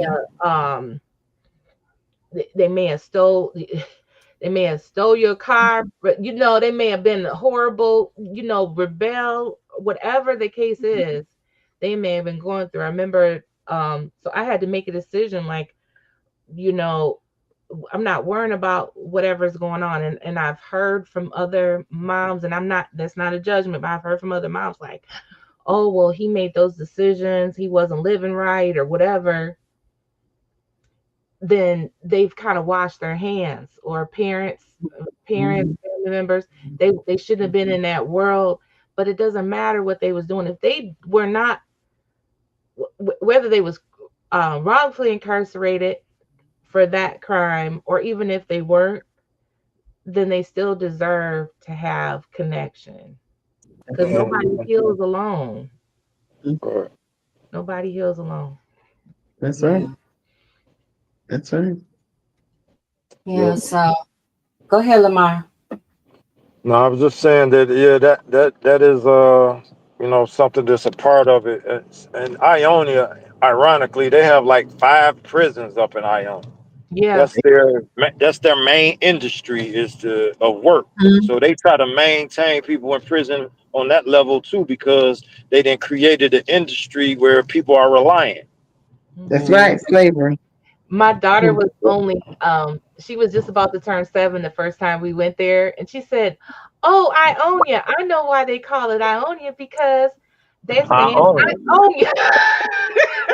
It's not funny, but I was like, "What?" Straight out the mouth of babes. That's what she said. And you're right. The industry, it requires, like some of these towns, that's their only job. That's the only employer.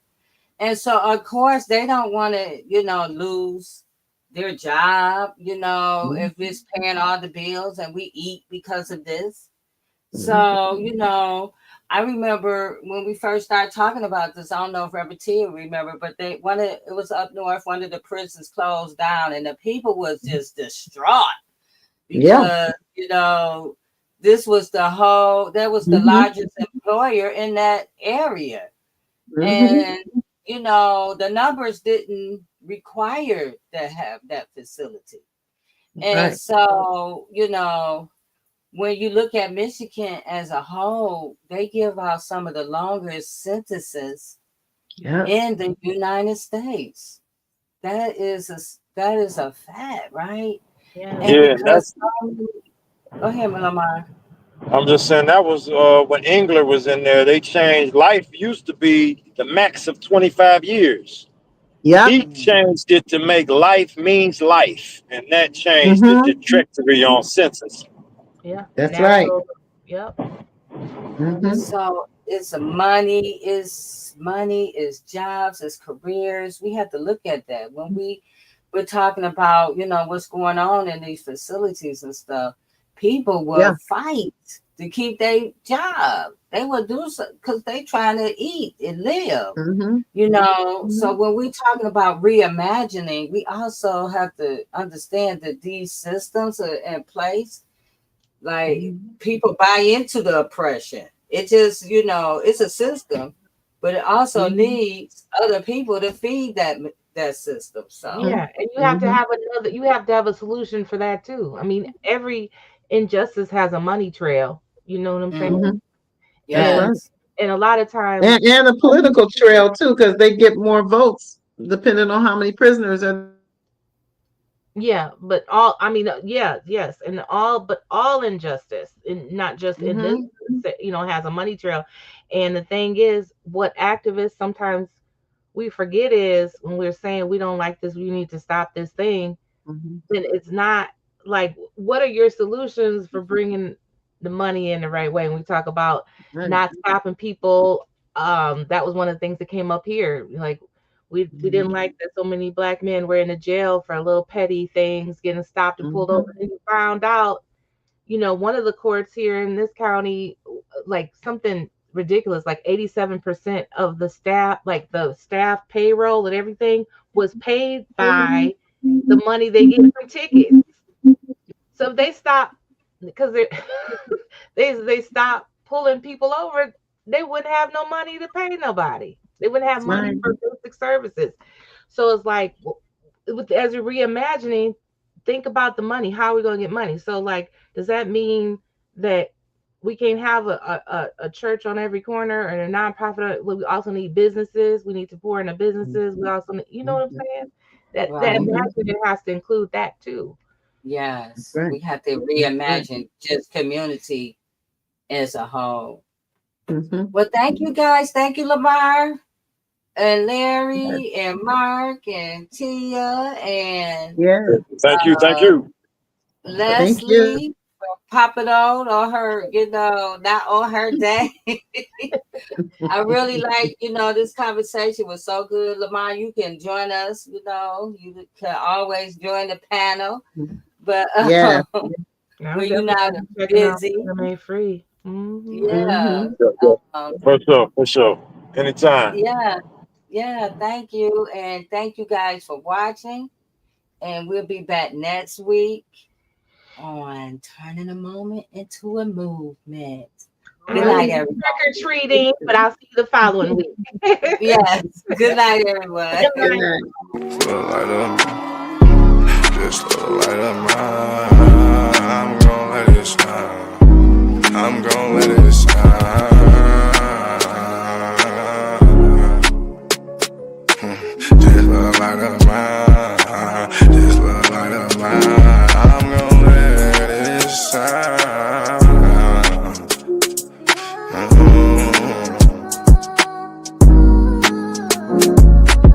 This little light of mine, I'm gonna let it shine. let it shine. This little light of mine, I'm gonna let it shine. I'm gonna let it shine. Oh Lord, just let it shine. This light of mine, this light of mine. Oh Lord, would you please just let it shine. Take the drama out of my life.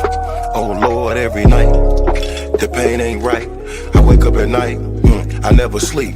26, 10, and 7, that's just me. Every day I need a little seed. I need a little fresh air, man, I need to breathe. All I know is trauma, all I know is tickets. All I know is no visit, all I know is a mission to get straight up out of prison. Lord have mercy for it. Lord have mercy on my people. Preacher Mary Washington and all my real. Lord have mercy with my people. I pray to God, we really need you. When I was down bad, when things weren't going right, every time I prayed at night, I put my hands up in my face. I said, Lord have mercy, little light of mine. Lord God, please let it shine. It's the drama that I live in my life. I swear to God, I was a bad guy every night. 10 toes down, salute. Everybody suffering, everybody who trying to make a way. Everybody looking for the sky, everybody looking for that piece of pie. In a law library, I know what that feel like. Hoping that somebody get active and involved in your situation. Man, pop your collar and pray. Cause Lord have mercy on my soul. And they make bad guy father get out soon. And the rest of those brothers who be mobbing to child each morning. Oh man, I ain't going to this afternoon. Man, I'ma miss dinner today. I got a couple noodles. Hey, you know what that feel like? Do you know what it is? And if you a victim of a wrongful conviction, suffered and served by Ken Worthy, then I know that you know what that pain feel like. And your mama know what that pain feel like. Your father know what that pain feel like. With that light, let that little shine. Let that light shine, a little light of mine. Bad guy, Doughboy Week, all these great people in this great world of ours. 10 toes down, salute. I appreciate you, bad guy. I appreciate you, Week. I appreciate the tech. I appreciate everybody in the studio. We gonna pop off that LV. Ooh-wee. Cause that's what they be liking to see. But I hope you hear the missing when you see me fresh. Salute.